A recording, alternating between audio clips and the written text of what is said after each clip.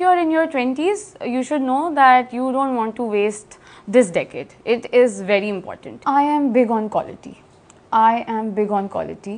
आपकी वैलिडेशन सबसे पहले आपके अपने आप से आनी चाहिए. कोई काम किया है आपने, वो अगर आपकी नज़र कोई अच्छा नहीं लग रहा तो वहीं पे वो काम आपको ठीक कर लेना चाहिए. आप चाहे कुछ भी शुरू कर रहे हो, और ख़ास तौर पे अगर आप यंग हैं, चाहे आप कोई बिज़नेस शुरू कर रहे हैं, कोई it's a new relationship, you starting on a new journey, आपको फैमिली सपोर्ट चाहिए. और अगर सपोर्ट की ज़रूरत ना होती तो आपको ये फैमिली सिस्टम के अंदर अल्लाह पैदा ही ना करता. हाय, I am Sara Ali Khan. I am the CEO of Sara Ali Khan events and design, and today I am with FHM Pakistan.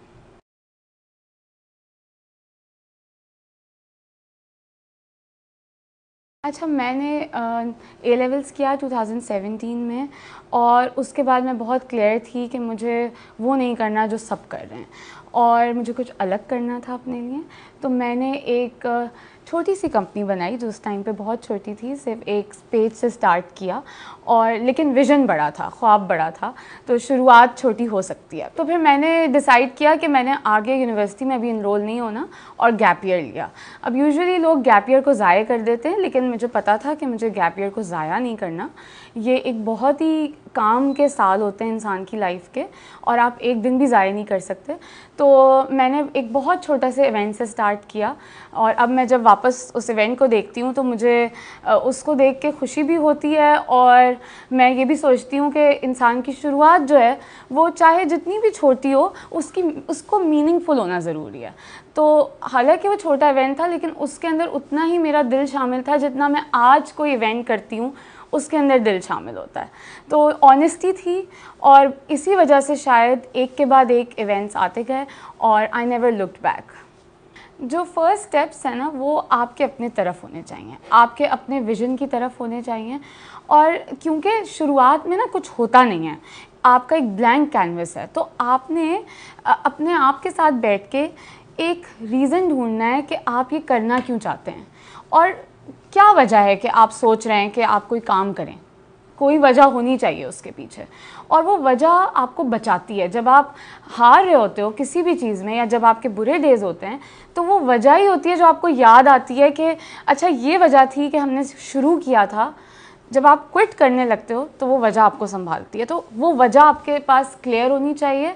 You should have an answer to why you're doing what you're doing, and you should also have a rough plan to execute your vision. That is very important. Acha, if you want to be a successful CEO, you have to just focus on one thing, that is demand. You have to be obsessed with demand. आपको बस ये पता होना चाहिए कि market और लोग चाहते क्या हैं, और उसको आप सबसे बेहतरीन तरीके से कैसे डिलीवर कर सकते हैं. तो अगर कोई अपॉर्चुनिटी है, वो प्रॉफिटेबल सिर्फ तब है जब आपकी सिंसेरिटी उसके अंदर शामिल है. आप कोई भी काम उठा लें, आप उसको प्रॉफिटेबल बना सकते हैं अगर आप दिल लगा के करें, क्योंकि काम है. अगर कोई चीज़ लैक करती है, वो है आपकी डिटर्मिनेशन, आपकी डेडिकेशन. वो है जो चीज़ आपको एक नॉन प्रॉफिटेबल बिजनेस को प्रॉफिटेबल कर सकती है. जैसे हम कितनी सारी एग्जांपल्स लेते हैं, कंपनी ख़त्म हो रही होती है, same business, same clientele, same market, selling the same product. आप CEO बदल दें, आप एक समझदार बंदा उनके ऊपर बिठा दें, एक ऐसा इंसान उनके ऊपर बिठा दें जिसके ख्वाब बड़े हों और जिसको एग्जीक्यूशन आती हो अपने ख्वाबों की, तो उस पूरी कंपनी की जो तकदीर है वो बदल सकती है. तो प्रॉफिटेबल आपका माइंडसेट होता है. आपका माइंडसेट अगर है कि वो पैसा बना सकता है तो वो बनाएगा. अगर आपका वो माइंडसेट नहीं है, आप लेज़ी हैं, तो आप कोई भी कंपनी का उस बंदे को मालिक बना दें, वो कंपनी ख़त्म हो जाएगी. अच्छा, पावरफुल माइंडसेट जो है ना आपके 20s में डेवलप होता है. जो आपका माइंडसेट इन सालों में डेवलप हो गया वो आपके सारी ज़िंदगी आपके साथ रहेगा. So if you are in your 20s, you should know that you don't want to waste this decade. It is very important. कैसे डेवलप किया जाए? बेसिकली माइंडसेट जब डेवलप होता है जब आपके अंदर ना सैक्रिफाइस करने की और लॉस लेने की कैपेसिटी डेवलप होती है. जब आप अपने ऊपर कॉन्फिडेंट होते हैं, और आप वैलिडेशन बाहर से नहीं मांग रहे होते, ये बहुत ज़रूरी है। आपकी वैलिडेशन सबसे पहले आपके अपने आप से आनी चाहिए। कोई काम किया है आपने, वो अगर आपकी नज़र कोई अच्छा नहीं लग रहा तो वहीं पे वो काम आपको ठीक कर लेना चाहिए। You should not wait for others to come and tell you कि ये काम ठीक है या गलत है। तो और इसके अंदर स्ट्रेंथ लगती है, क्योंकि कभी कभी आपकी बहुत मेहनत लगी होती है लेकिन काम अच्छा नहीं लग रहा होता। तो इसके अंदर इंटेग्रिटी चाहिए, स्ट्रेंथ चाहिए और बहुत स्ट्रॉन्ग माइंडसेट डेवलपमेंट कैपेसिटी चाहिए कि आप अपनी चीज़ को गलत कहें और सही को सही भी कहें। इसी तरह आप सीखते हो, बिकॉज डेवलपमेंट ऑफ माइंडसेट की बात हो रही है ना। आप 20s में तो यू आर कॉन्स्टेंटली लर्निंग, आप हर स्टेज पे कुछ ना कुछ सीख ही रहे हैं। फैमिली सपोर्ट बहुत ही ज़्यादा इम्पॉर्टेंट होती है, और आप चाहे कुछ भी शुरू कर रहे हो, और ख़ास तौर पे अगर आप यंग हैं, चाहे आप कोई बिज़नेस शुरू कर रहे हैं, कोई it's a new relationship, you starting on a new journey, आपको फैमिली सपोर्ट चाहिए। ये वो चीज़ है जो आपको अल्लाह ने आपको दी है। एक फैमिली अल्लाह ने आपको दी होती है, और अगर सपोर्ट की ज़रूरत ना होती तो आपको ये फैमिली सिस्टम के अंदर अल्लाह पैदा ही ना करता। अल्लाह जानता है कि इंसान को एक इमोशनल सपोर्ट चाहिए, एक मॉरल सपोर्ट चाहिए।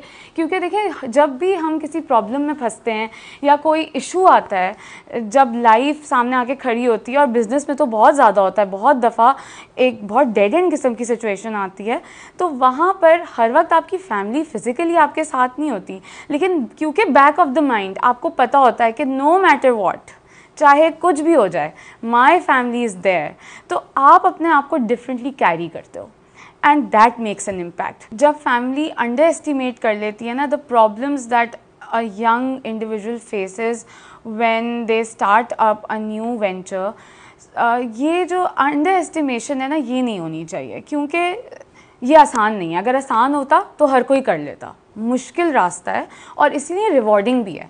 और जब आपकी तरबियत अच्छी है, जब आपके वैल्यूज़ अच्छे हैं, तो वो जो रिवॉर्ड मिलेगा ना, तो वो सबसे पहले लाकर अपनी फैमिली को ही देगा। हर अच्छे घर का बच्चा जो बड़ा होता है और कुछ बड़ा करता है, सिर्फ अपने लिए नहीं, कुछ ऐसा करता है जो ऐड करता है सोसाइटी में, तो वो सबसे पहले वो जो अच्छाई है ना, वो घर लेकर आता है। कभी कभी आपको ना मिरेकल्स मिलते हैं in form of human beings who are just extremely kind to you and love you unconditionally, और वो ही चाहिए किसी भी इंसान को फ्लरिश करने के लिए।